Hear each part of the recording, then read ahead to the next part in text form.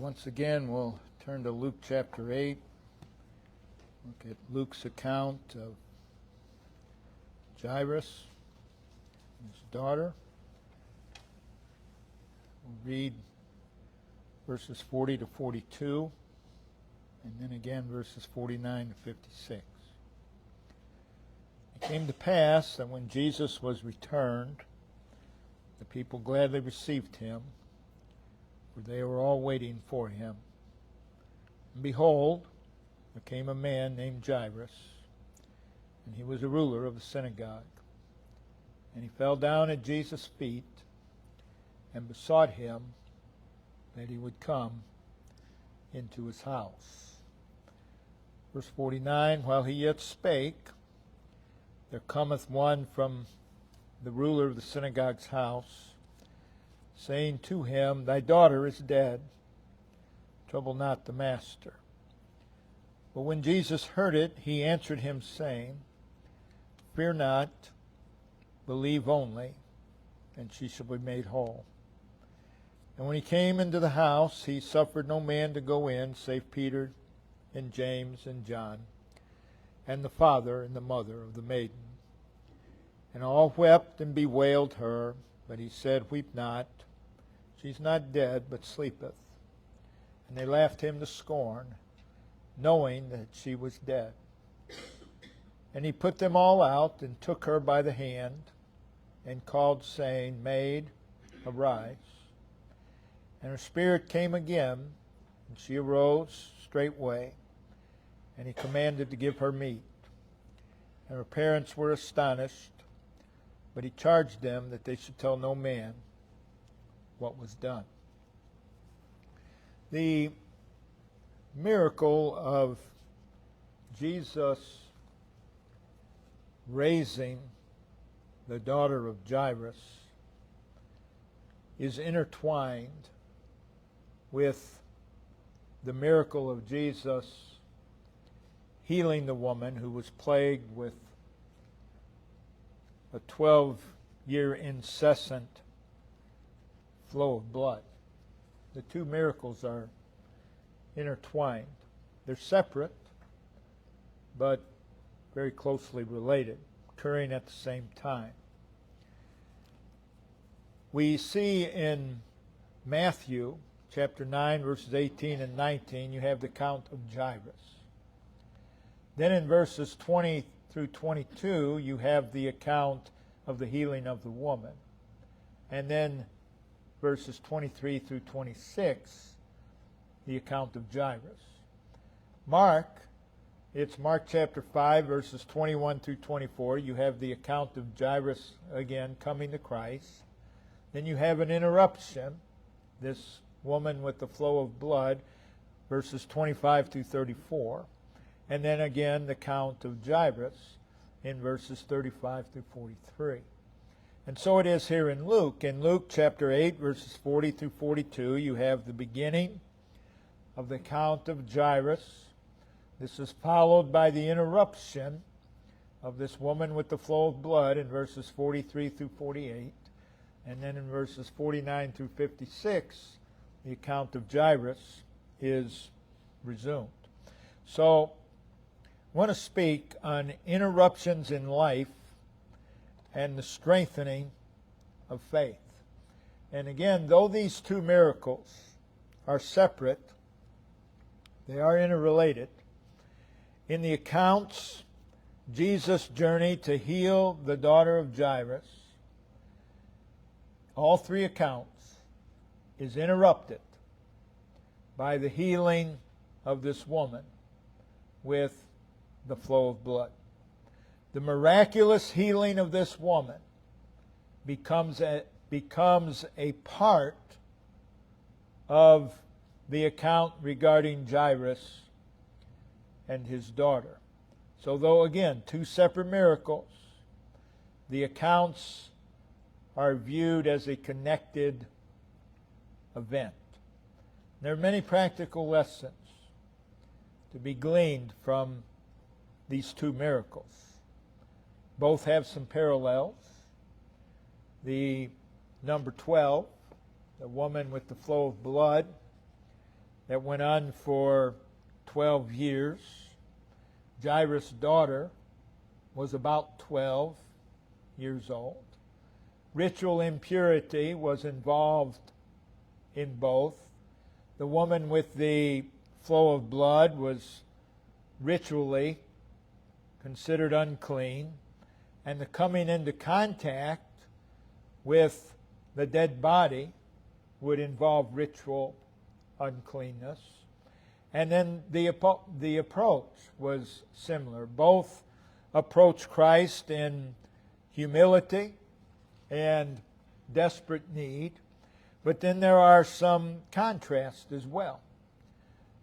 The social status, Jairus was a man of high social position, well-known individual with power and influence.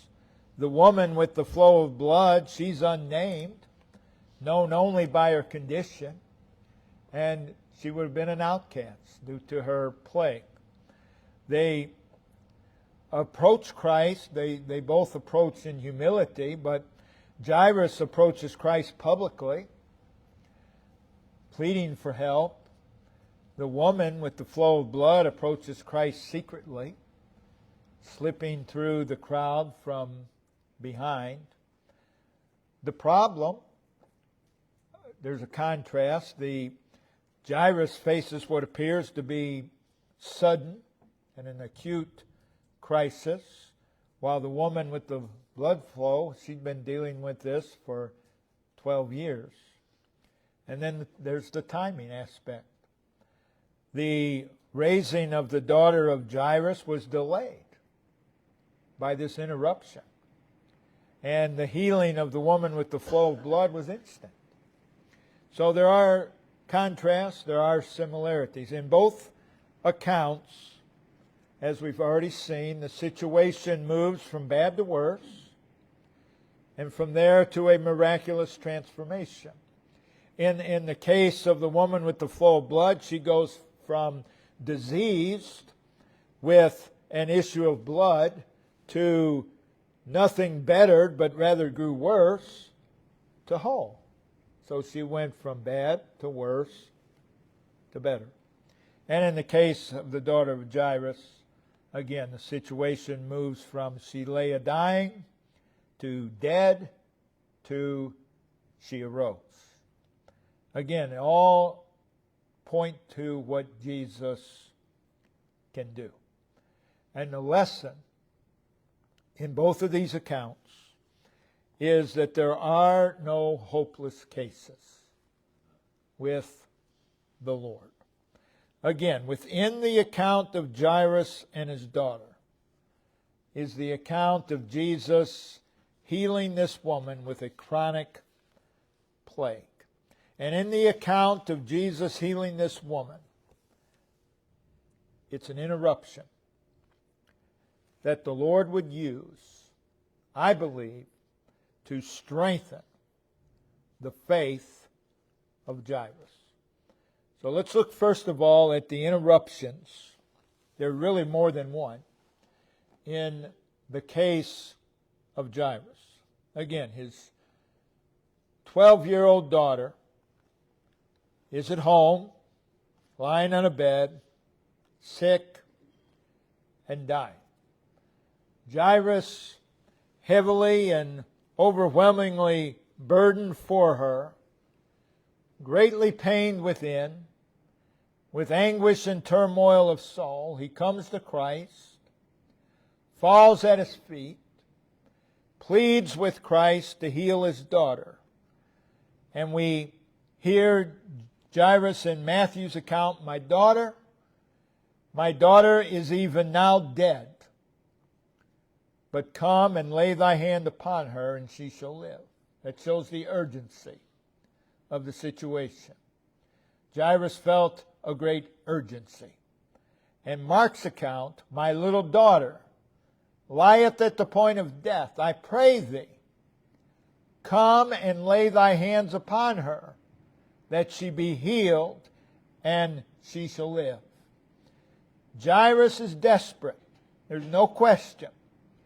Jairus is desperate for a miracle. Jairus feels a sense of urgency. And we read, following his appeal to Christ, in Matthew 9, verse 19, and Jesus arose and followed him. So Jairus is leading the way. Mark records, Mark 5:24, and Jesus went with him. So without a doubt, Jairus is now full of hope. They're headed to his house. But I'm sure he still feels this urgency. We've got to get to the house. She's sick.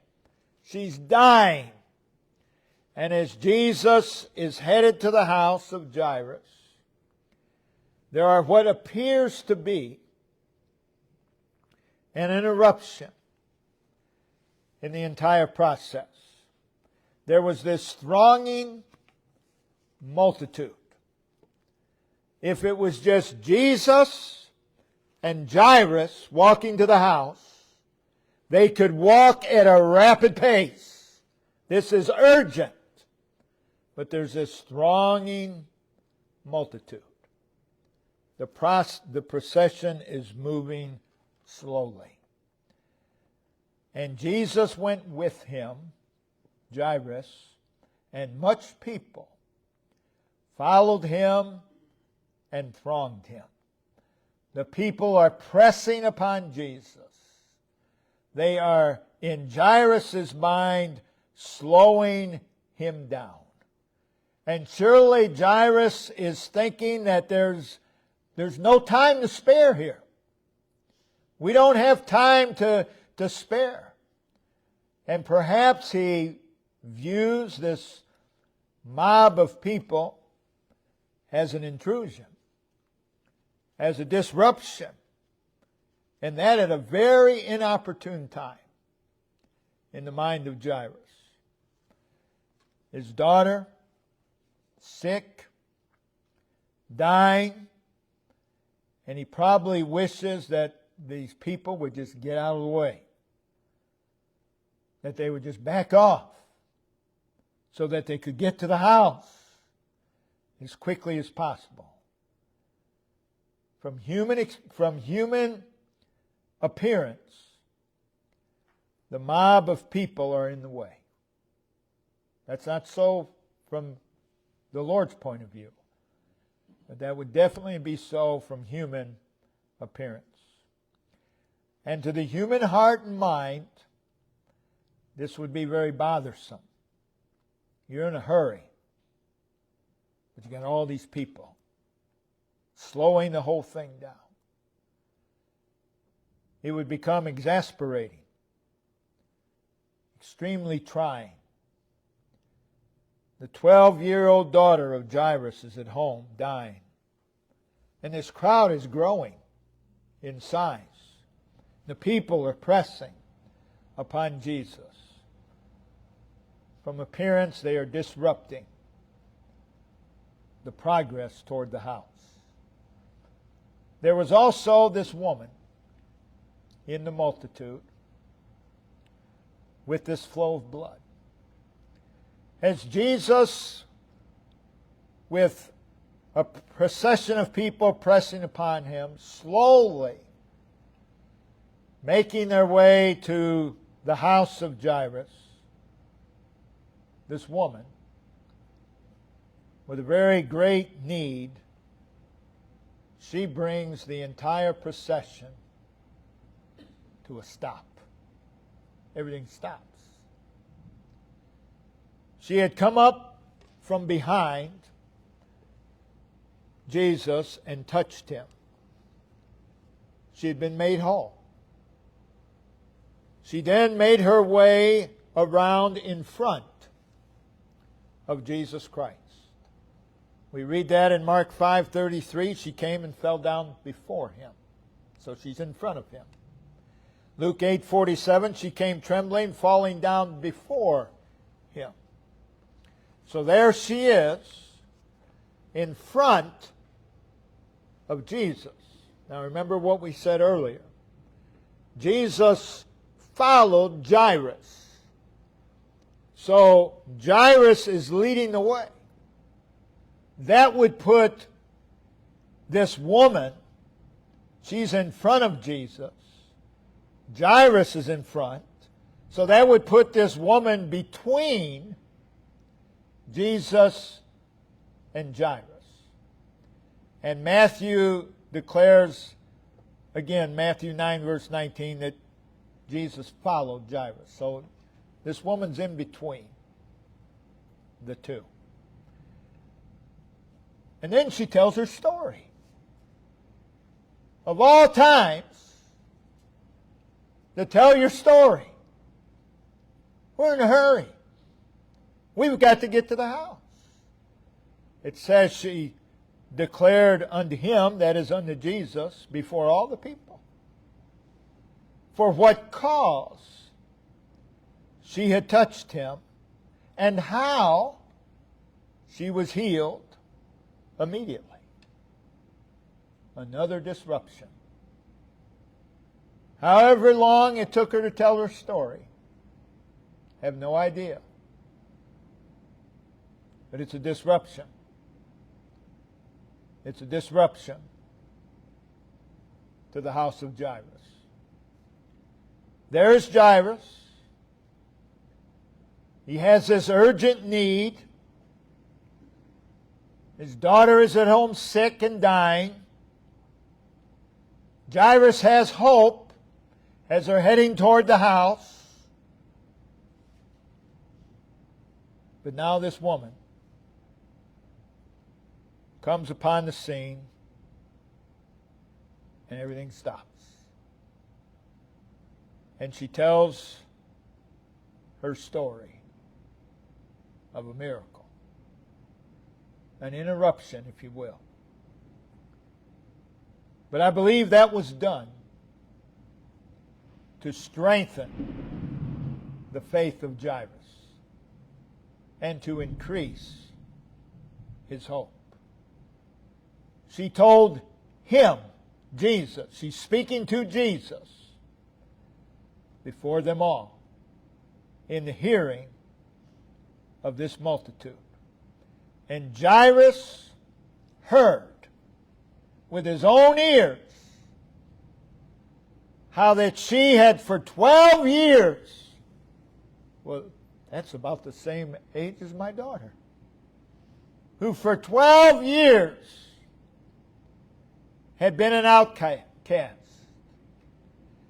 He had heard about her 12 years of anguish, her 12 years of torment, her 12 years of affliction and sorrow and heartache.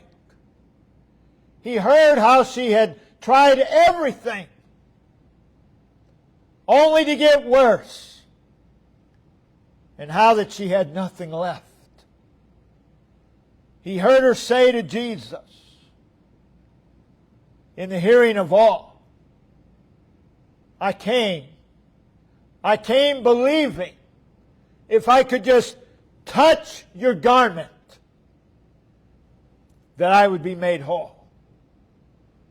And when I finally got close enough, I reached forth and I grasped the hem of your garment, and I could feel immediately that the flow of blood stopped, and I was made whole. And Jairus is listening to the whole thing.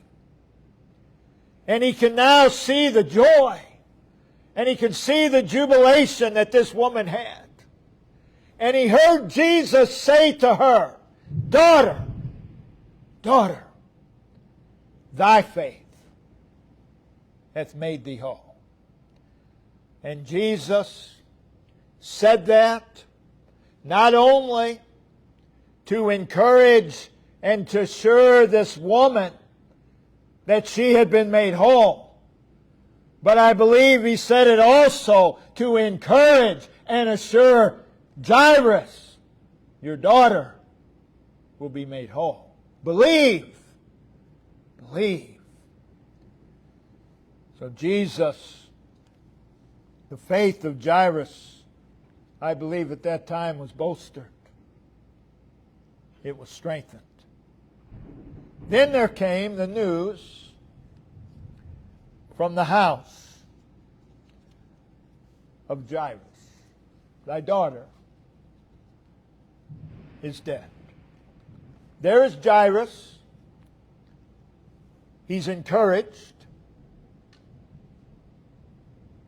He's encouraged by the fact that Jesus is heading to his house. He's now been encouraged by this woman's testimony. He's uplifted. He's strengthened by the testimony of this woman. And he just knows Jesus is able to heal my daughter. She's dying, but I know that He's able. By this, then came the greatest disruption of all. Jairus, your daughter's dead. And again, all the sorrow and the anguish had now filled the heart of Jairus.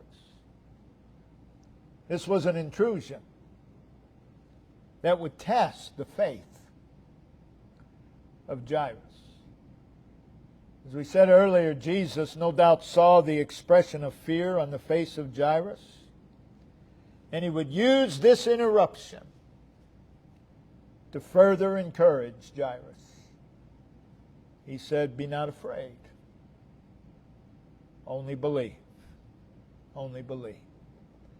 So you see, you have these interruptions, you have these disruptions, and Jesus used them to strengthen the faith of Jairus. So I want to look at the faith of Jairus. All three accounts, Matthew, Mark, and Luke, detail the fact that Jairus was a ruler of the synagogue. None of them left that out. They all recorded it. And that's not just merely a passing piece of information regarding Jairus. You think about it.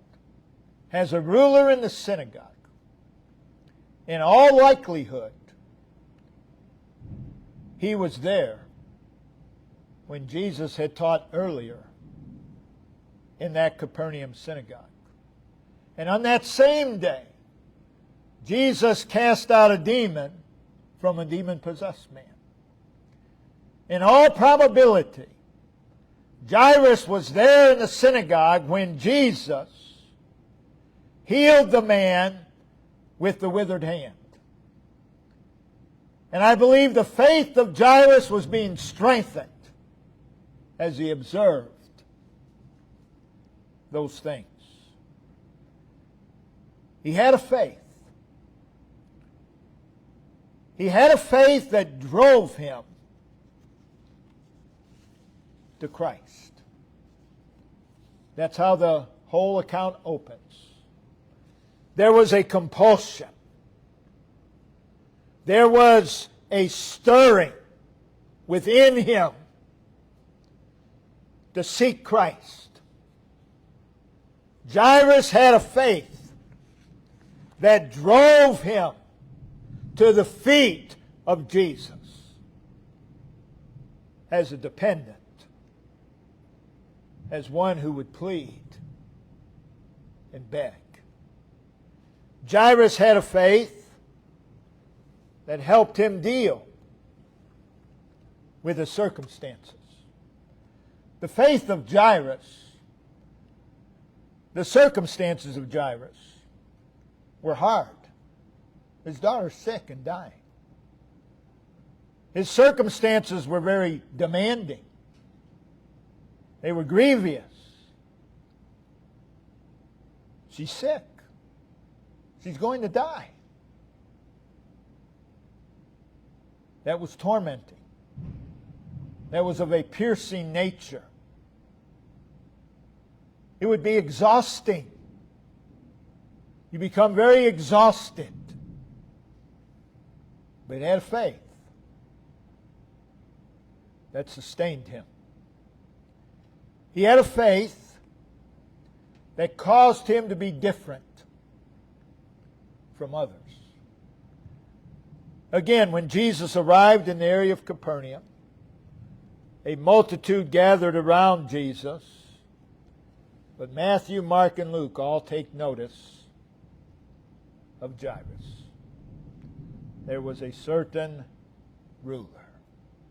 There cometh one of the rulers of the synagogue. And behold, there came a man named Jairus. Of all that multitude, they couldn't see the woman yet. He was different.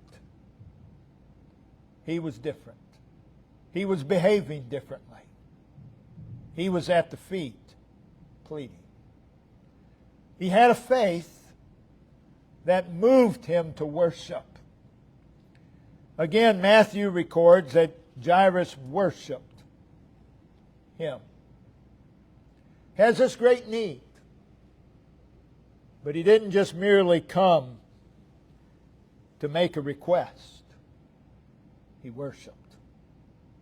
In all of our requests, in all of our prayers, it ought to be worship.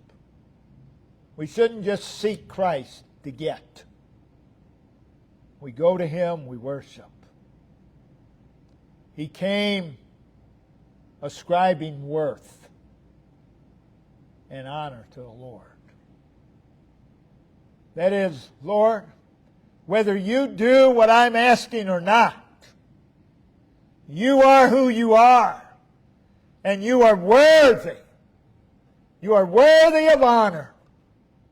That's how we ought to always approach the Lord. He came recognizing the person of Christ. He came with a passion for Christ.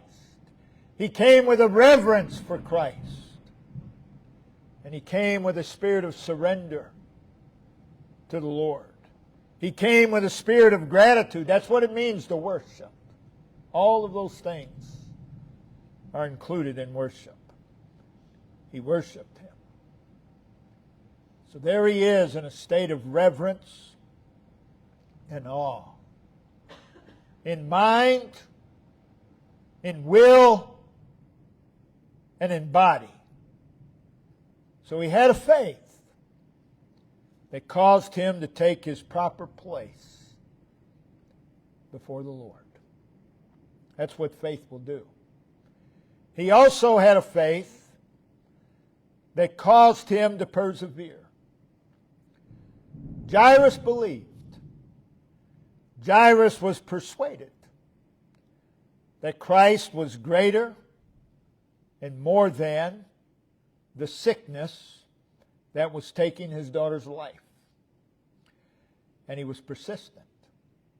He got to Christ. And on the way to the house where his sick daughter lay dying, there appears to be these obstacles. And he persevered through every one of them. Through every one of them. On the way to the house, there came that disheartening news. Thy daughter is dead. But he continued. With the encouragement of Christ, he continued to believe not only that Christ was greater than the sickness, but greater than death as well. Jairus had a faith that led him to bring Christ into his home. Mark 5, verse 23, part of his plea was, come. Come. He wanted for Christ to come to his home. He was unashamed for Christ to be in his home. Jairus knew what his home needed above all else. There's his wife. There are others there.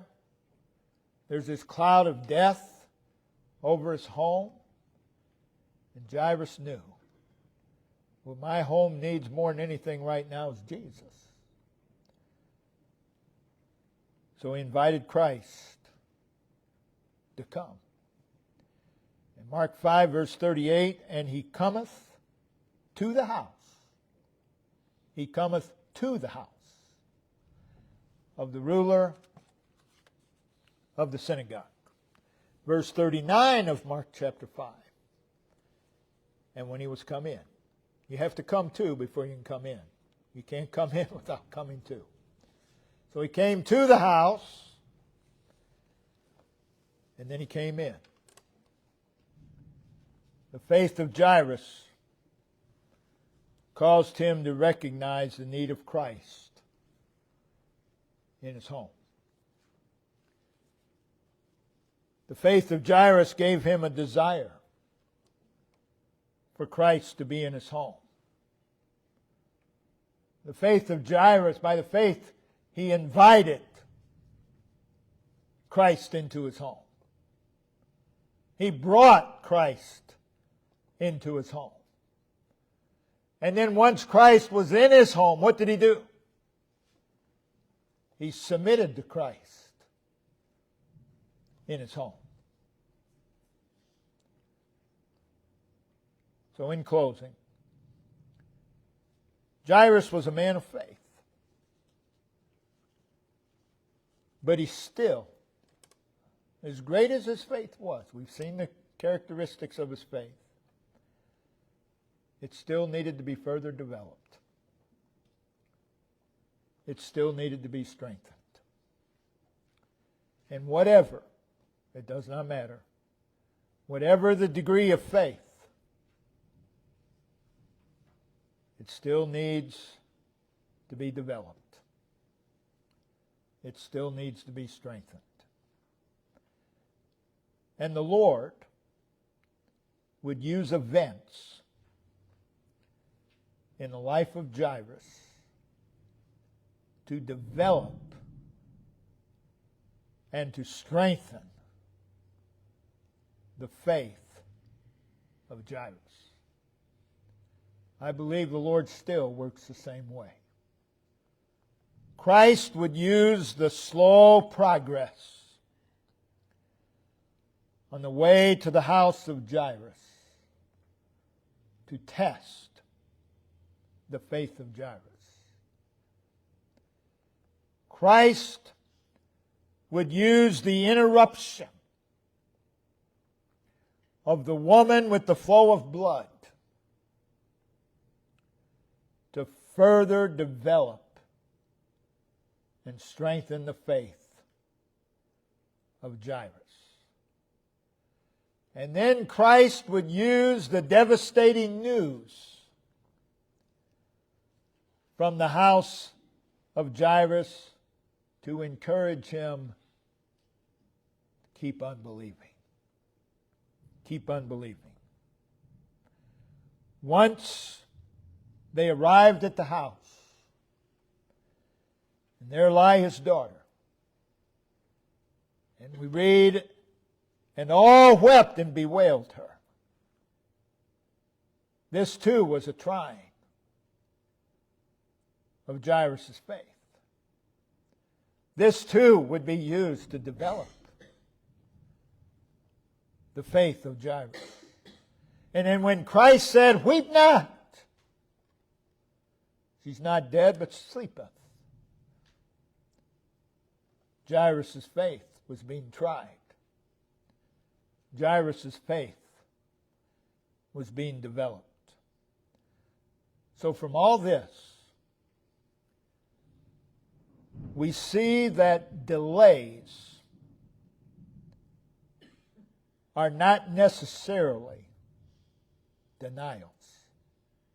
God's people need to learn that lesson. Well, it's obvious the Lord doesn't want this or that because it's been 2 weeks now. Delays are not necessarily denials. In fact, many times they're anything but a denial. Delays may be just a test of your faith. Delays may just be the developing and strengthening of faith. It's very important that we do not misinterpret delays. And I believe we do it all the time. It's our nature. We misinterpret the delays. Now, Jairus could look back. I don't know what Jairus was thinking this whole time. We can pretty much guess. Imagine he probably pulling on Christ's robe. Come on, man, we got to get going. Don't you understand? We don't know any of that. But we do know that his faith was being developed. And Christ used delays to do that. And Jairus could look back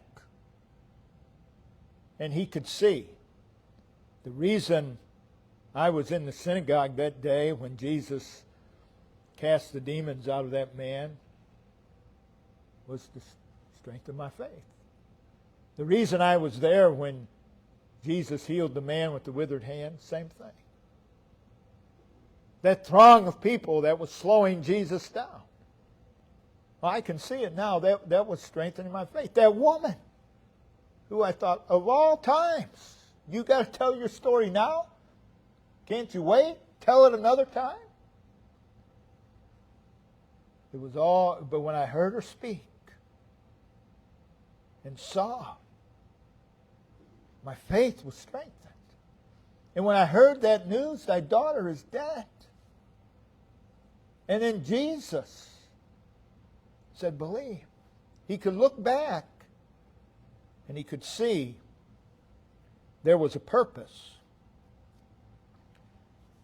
in all the delays. There was a purpose. And there always is. It's imperative. We get in a hurry. We feel a sense of urgency. But it's imperative that we realize deity is never in a hurry. No need to be. It's got everything under control. And we need to realize deity is never late. Never. It's never late. He's always right on time. That's true. You know, there's that song, 4 days late, yet right on time. A lot of people picking that song apart saying, well, it's unscriptural. The Lord's never late. That's not the point of the song. It's when it appears Jesus is late, he's never late. It's not that he was 4 days late. But it often appears Jesus is late. That's what it was with Lazarus. Why didn't you come sooner? He always comes right on time. The delays are not on God's part. They're on our part. But the point is, there's a reason. And all-wise God arranges the delays. And there's a reason. And most of the time, it is to strengthen our faith, to encourage us. So again, be careful that we do not misinterpret delays and interruptions. Brother Dave, if you'd come and lead us in verse